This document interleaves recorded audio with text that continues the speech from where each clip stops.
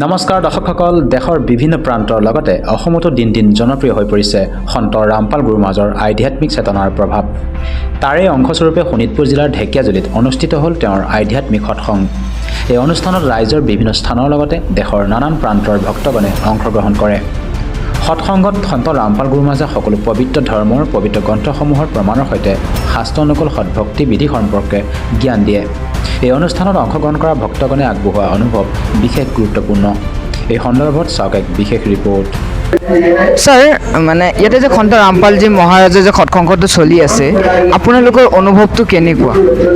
সন্ত ৰামপালজী মহাৰাজৰ যিটো সৎসং চলি আছে সেইটো হ'ল আধ্যাত্মিক জ্ঞানৰ সৎসং আৰু পৰম ধামৰ বিষয়ে কয় আৰু তাৰপিছত আমাৰ মুক্তিৰ বিষয়ে এইটো সৎসংটো চলোৱা হৈছে। সন্ত ৰামপালজী মহাৰাজে বিশ্বতে এইটো জ্ঞান দি আছে যে জন্ম মৃত্যু ৰোগটো লাগি আছে, মানুহ জন্ম এনে নাপায়, বাৰে বাৰে নাপায়।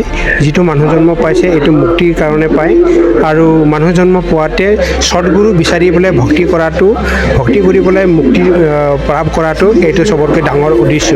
তাৰ কাৰণে সৎগুৰু পৰম তত্ত্বদৰ্শী সন্তক বিচাৰিব লাগে। গীতা অধ্যায়ত দি আছে, গীতাত কৈছে তত্ত্বদৰ্শী সন্তক চৰণত যা, আৰু সিয়ে মানে পৰম ধামৰ সত্য জ্ঞানটো দিব আৰু উপদেশ দিব বুলি কৈছে। ওম তৎসতৰ মন্ত্ৰ দি এইটো উপদেশ দি পেলাই আপোনাক পাৰ কৰিব। সেই মুক্তিটো প্ৰাপ্ত কৰাৰ পাছত এই সংসাৰৰ পৰা গুচি গৈ আৰু পৰম ধামৰ পৰা কেতিয়াও এই সংসাৰলৈ ঘূৰি নাহে আৰু মুক্তি হৈ যায়, তাত আৰু কেতিয়াও জন্ম মৃত্যু নহয়। সেইটো কাৰণে ইয়াত আমাৰ ভক্তিটো সন্ত ৰামপালজী মহাৰাজৰ জ্ঞানটো আমি শ্ৰদ্ধা কৰি পেলাই আমি চাওঁ আৰু এইটো সন্ত ৰামপালজী মহাৰাজৰ গুৰুচৰণ ধৰি পেলাই আমি ভক্তি কৰি আছোঁ। সন্ত ৰামপালজী মহাৰাজে শাস্ত্ৰ অনুযায়ী ভক্তি দি আছে। গীতা বেদ শাস্ত্ৰ কোৰাণ তাৰপিছত বাইবেল, তাৰপিছত আপোনাৰ গুৰু গ্ৰন্থ, গোটেইকেইটা কিতাপতে পৰমাত্মাৰ বিষয়ে লিখা আছে।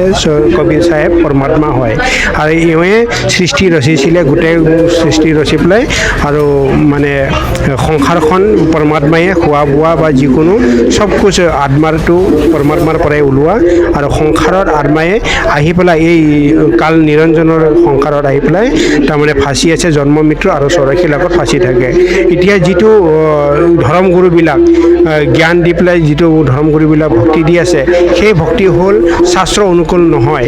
এওঁলোকে কি হয় ৰীতি ৰিৱাজত যেনেকৈ পূৰ্ব যুগত ব্ৰাহ্মণ পাতি দিছে, তাৰপিছত বংশৰ ব্ৰাহ্মণ হয়, তাৰপিছত পূজাত থাকে, ৰাইজে সমাজে তাক বনাই দিয়ে।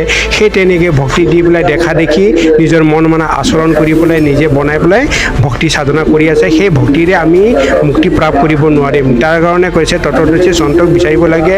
গীতা বেদ শাস্ত্ৰত গোটেইকেইটা প্ৰমাণ লিখা আছে, সেই প্ৰমাণটো নুবুজে। সৎগুৰুৱেহে এইবিলাক কথা বুজি পায়। তাৰপিছত শাস্ত্ৰৰ মতে ভক্তি দি পেলাই সেইটো পাৰ কৰি যদি আমি ভক্তি কৰোঁ তত্ত্বদৰ্শী সন্তৰ চৰণত গৈ পেলাই, তেতিয়াহে আমি মুক্তি প্ৰাপ্ত হ'ব। দৰ্শকসকল, যুৱ প্ৰজন্মৰ মাজত আধ্যাত্মিক চেতনা জগাবলৈ সন্ত ৰামপাল গুৰুৰ মাজৰ শিষ্যসকলে আয়োজন কৰা এনে আধ্যাত্মিক অনুষ্ঠান দেশৰ সামাজিক সম্প্ৰীতিৰ বাবে এক মহৎ পদক্ষেপ। আজিলৈ ইমানেই, পুনৰ লগ পাম অন্য এক নতুন খবৰৰ সৈতে। ধন্যবাদ।